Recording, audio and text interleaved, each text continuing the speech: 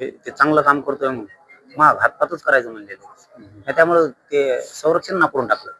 आपण माझ्या संगीच तुझी एक पोलीस त्याला दम लागतो. नार्को टेस्टवाला लपला कुठं आता नार्को टेस्टवाल्या नार्को टेस्ट यायला पाहिजे ना.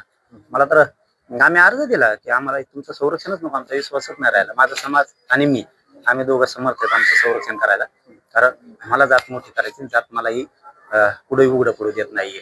त्यामुळे त्यांना अर्ज दिला आणि मला वाटतं जालन्याच्या एसपी साहेबांनी तातडीनं मुख्यमंत्र्यांच्या म्हणण्यावरती लगेच संरक्षण सुद्धा काढून घेतलंय.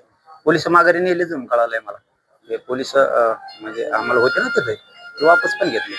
माझं म्हणणं आहे की जर आता घातपात करणाऱ्या आरोपींनी जबाब दिलाय, धनंजय मुंडेंनी सांगितलं होतं घातपात करायचा, तर आमच्या जालन्याच्या एसपींनी पत्रव्यवहार करून गृह मंत्रालयाकडून परवानगी का घेतली नाही त्याला अटक करायची?